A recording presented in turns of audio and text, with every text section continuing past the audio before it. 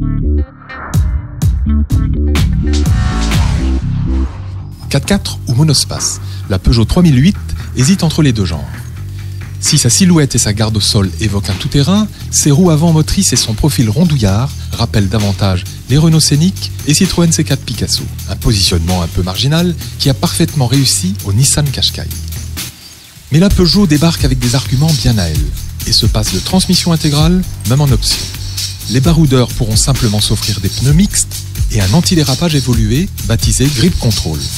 Le conducteur choisira alors entre 5 modes pour optimiser la motricité. Standard, neige, tout chemin, sable et ESP off. Autre innovation, réservée aux plus puissants des moteurs, le DRC pour Dynamic Rolling Control. Ce système assouplit l'amortissement en ligne droite, puis le raffermit en virage. Simple, mais efficace pour lutter contre le roulis. Seul bémol, si une déformation survient en courbe, on est davantage secoué. Mais dans toutes les autres conditions, c'est un plus. Virage après virage, la Peugeot se montre au meilleur niveau en matière de tenue de route. Plus proche d'une berline que d'un 4x4, elle prend une belle longueur d'avance sur ses rivaux. Son ESP ne gêne jamais, même en conduite dynamique. Quand il intervient, c'est qu'il en a besoin. Il pourrait toutefois se montrer plus efficace pour juguler le sous-virage, car il agit alors uniquement si on lève le pied de l'accélérateur. Autre point négatif, lors d'un freinage d'urgence en courbe, l'ABS enlève beaucoup de décélération.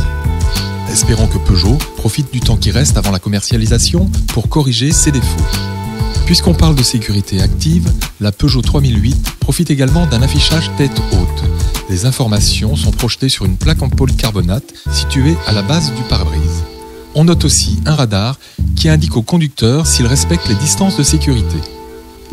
Côté modularité, la 3008 est bien plus 4x4 que monospace. Pas de siège individuel, de banquette coulissante ou de version 7 places. La Lionne se distingue simplement par son plancher de coffre à 3 positions et son haillon qui s'ouvre en 2 parties. Siège arrière en place, Peugeot annonce un volume de chargement de 432 décimètres cubes. Sous le capot de cette première 3008 essayée, on trouve un 2 litres HDI de 150 chevaux. Ce n'est pas un inconnu, plutôt une sérieuse évolution du moteur actuel. Il n'a toujours pas d'arbre d'équilibrage, mais le travail mené sur la rigidité diminue franchement les grondements lors des accélérations à bas régime.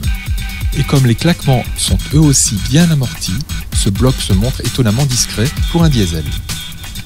Grâce à sa poussée très franche, des 1500 tours minute, le brio atteint un très bon niveau avec des relances vigoureuses et la commande de boîte douce et précise ajoute à l'agrément.